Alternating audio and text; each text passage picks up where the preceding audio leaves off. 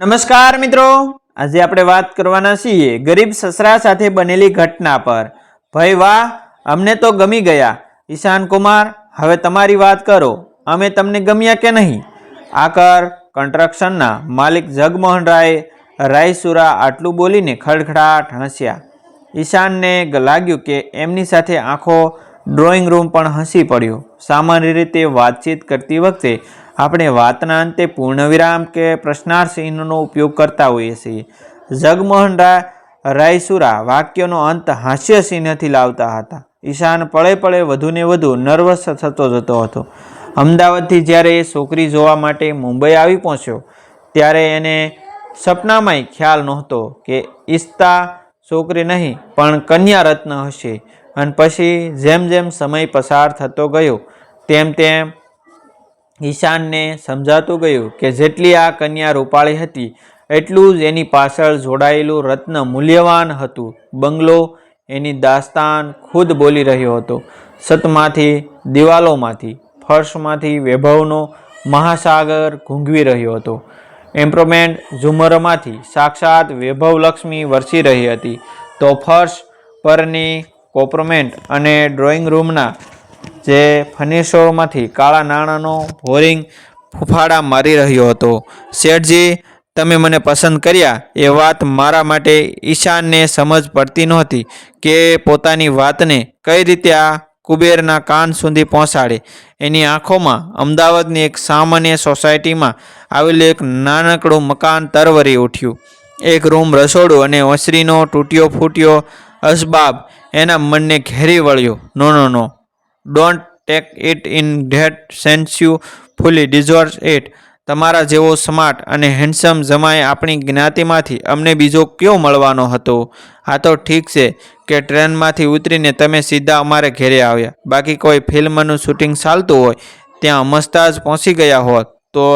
જગમોહન રાયસુરાએ વાક્ય પૂરું કરતા પહેલાં ઈશિતાના રૂપાળા મોં તરફ જોઈ લીધું તો પ્રોડ્યુસરે ફિલ્મના હીરોને લાત મારીને કાઢી મૂક્યો હોત, તમને જ ફિલ્મમાં ખેંચી લીધા હોત। ઈશાન ચિંતામાં પડી ગયો। સ્માર્ટ અને હેન્ડસમ ઉર્દ ખિસ્સામાં ઘરે પાછા જવાનું ભાડું માંડ પડ્યું હતું અને જાડી બુદ્ધિનો આ જાડિયો ધનપતિ સ્માર્ટનેસની ચાલ છોડતો નહોતો। એની વાતમાં જોકે દમ હતો। ઈશાન અવશ્ય હેન્ડસમ તો હતો પણ સુંદરતામાં બાપ તરફથી વારસામાં મળતી મફત ભેટ હોય છે, એ માટે કેશ કે ક્રેડિટ કાર્ડની જરૂર નથી પડતી અને સ્માર્ટનેસ એ કંઈ માણસનું બેંક બેલેન્સ જોઈને નથી આવતી। ઈશાનને જ્યારે કોઈ નાતીલાએ આ ઘર સીંધ્યું હશે ત્યારે સીંધનારના મનમાં શું ચાલતું હશે એ રામ જાણે। બાકી ઈશાન તો જગમોહન રાયસુરાના બંગલાનો ઝાંપો જોતા વેત જ સમજી ગયો હતો કે મામલો કૃષ્ણ સુદામાની સરખામણી કરવા જેવો છે। કાસો પોસો મૃત્યુ તો ડેલે હાથ દઈને પાછો વળી જાત, પણ ઈશાનને વિચાર કર્યું, આમાં આપણા પક્ષે ગુમાવવા જેવું શું છે? બહારથી પાછો વળું તો પણ કન્યા નથી મળવાની અને અંદર ગયા પછી પણ વધુમાં વધુ નુકસાન કન્યા ગુમાવવાનું જ થવાનું છે, તો પછી જિંદગીમાં પણ એક અનુભવ છે એમ માનીને શા માટે હિંમતથી કામ ન લેવું? આ વિચાર સાથે જ એનામાં હિંમત આવી ગઈ। જગમોહનની ધન દોલતથી લેશ માત્ર અંજાયા વગર એ ફટાફટ એને પૂછાયેલા સવાલોના જવાબો આપતો ગયો। મૂળે એ માર્કેટિંગનો માણસ હતો। એક પાર્ટીએ બનાવેલી પ્રોડક્ટ બીજી પાર્ટીને વેચવામાં એ માહેર હતો। આ માટે એકમાત્ર આવડત જીભની તાકાત હોવી જરૂરી હતી અને ઈશાન જીભનો પહેલવાન હતો। આજે એણે માત્ર જીભની તાકાત વડે જગમોહનની સુપર માર્કેટમાં પોતાની જાતને એક સેલેબલ પ્રોડક્ટ તરીકે રજૂ કરી, પણ હવે જ ખરું ધર્મસંકટ ઊભું થયું હતું।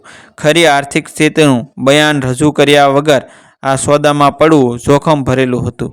ઈશાને હિંમત એકઠી કરી જગમોહનને અટ્ટહાસ્યના એપિસોડમાં કમર્શિયલ બ્રેક પાડ્યો। એટલામાં ઈશાને તક ઝડપી લીધી। એકી શ્વાસે એ બોલી ગયો કે શેઠ સાહેબ, મારી આર્થિક સ્થિતિ ઘણી નબળી છે। મારા પપ્પાએ આખી જિંદગી પરસેવો પાડીને અમને ભાઈ બહેનોને ઉછેર્યા છે।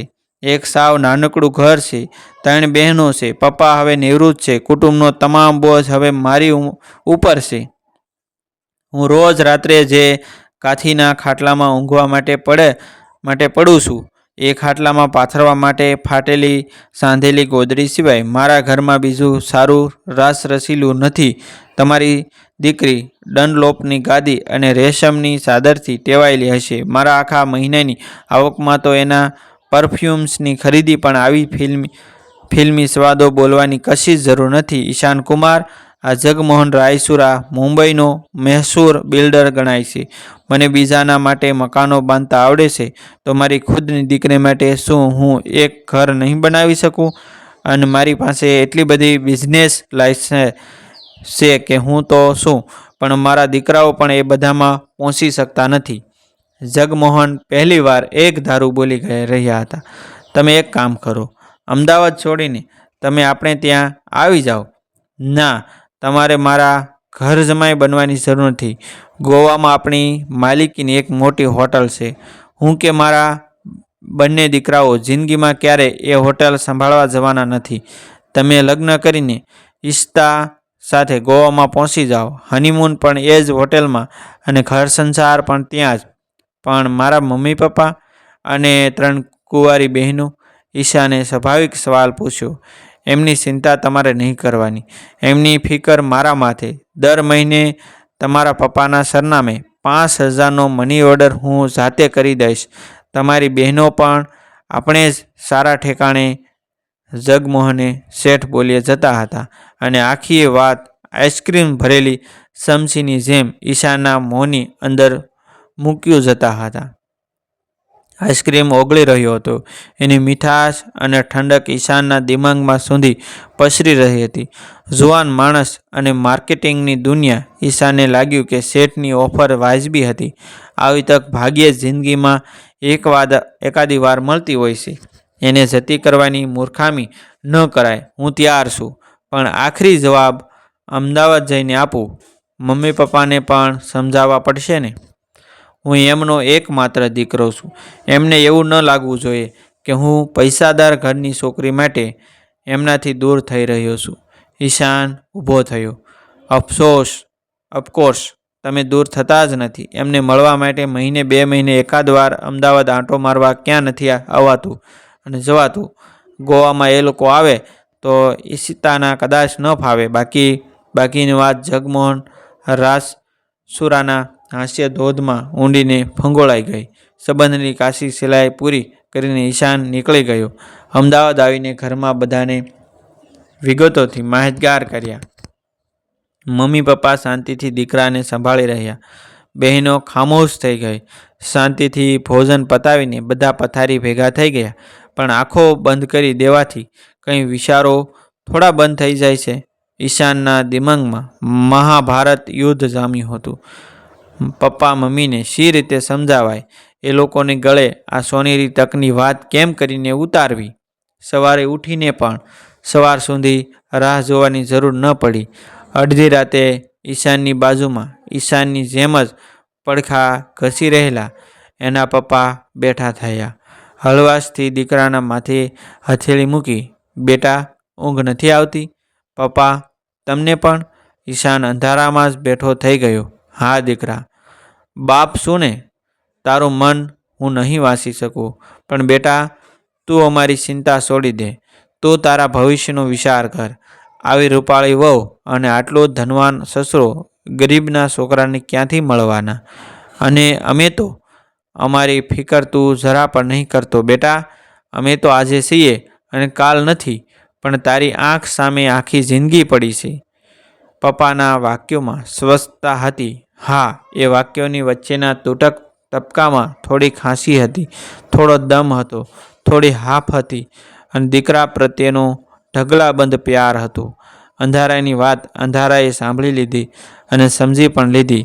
સવારે જગમોહન શેઠનો ફોન આવ્યો ત્યારે ઈશાને પૂરેપૂરી નમ્રતા સાથે જવાબમાં ખુમારી છલકાવી. માફ કરજો શેઠજી, મારું વનરાવન છે. રૂડું કે વૈકુંઠ નહીં રે આવું.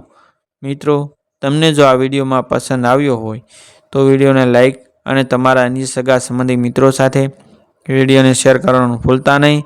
અને આવા જ નવા જીવન ઉપયોગી, જીવનમાં કંઈક નવું શીખવા મળે, એની પ્રેરણા મળે તેવા વિડીયો જોવા માટે અમારી ચેનલ સાથે બન્યા રહેજો.